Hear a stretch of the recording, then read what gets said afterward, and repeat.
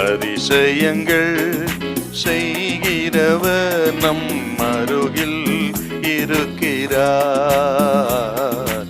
அற்புதங்கள் செய்கிறவர் என்றும் நமக்குள் வசிக்கிறார். யோவான் 6:17. படவில் ஏறி கடலின் அக்கறையில் உள்ள கப்பர்நகூமுக்கு நேராய் போனார்கள். அப்பொழுது இருட்டாய் இருந்தது, இயேசுவும் அவர்களிடத்தில் வராதிருந்தார். இந்த நிகழ்ச்சி நீங்க முன்னும் பின்னும் கொஞ்சம் பார்க்கணுங்க.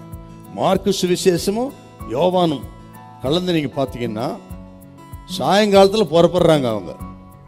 யோவான் சொல்றாருங்க, மார்க்கு சொல்றாரு சாயங்காலத்தில் கடலின் நடுவிலே இருந்தார்.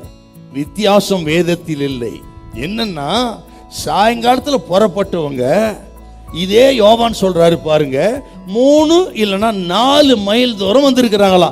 19வது வசனம். அந்த சாயங்காலம் 3-4 மைல் தூரம் தான் வந்திருக்கிறாங்க. புயல் வந்துருச்சு.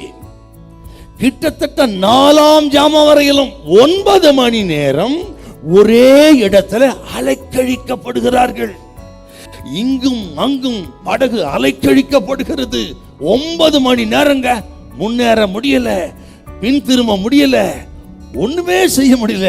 9 மணி நேரம் கடலில் சூறாவளி சிக்கி படகு சின்னாபன்னமாக தவிக்கிறது.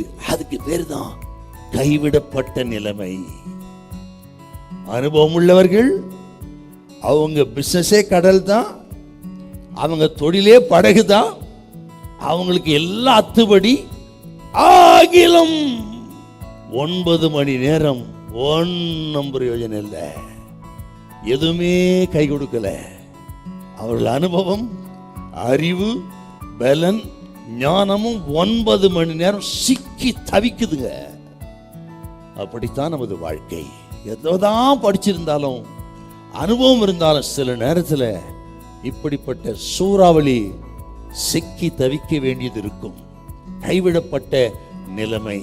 இயேசு வராதிருந்தார் அப்படின்னு எழுதுறாரு. சீசர்கள் எப்படி ஆண்டவரின் கரத்தில் இருந்தார்களோ அதை போலத்தான் இந்த புயலும் அவர் கரத்தில் இருக்கிறது. அவர் சித்தத்தை மீறி எதுவும் யாரையும் அழிக்க முடியாது. எல்லாம் அவர் கையில் தாங்க இருக்குது. நாம் அவர் கரத்தில் இருக்கிறோம். நமக்கு விரோதமான எதிர்ப்புகள், சூறாவளி எல்லாம் அவர் கரத்தில் இருக்கிறது.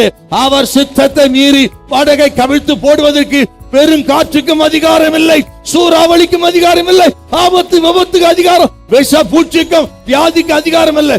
எல்லாம் ஆண்டவர் கரத்திலே. அவர் சொல்ல ஆகும், அவர் கட்டளையிட நிற்கும். ஹல்லேலூயா, ஹல்லேலூயா.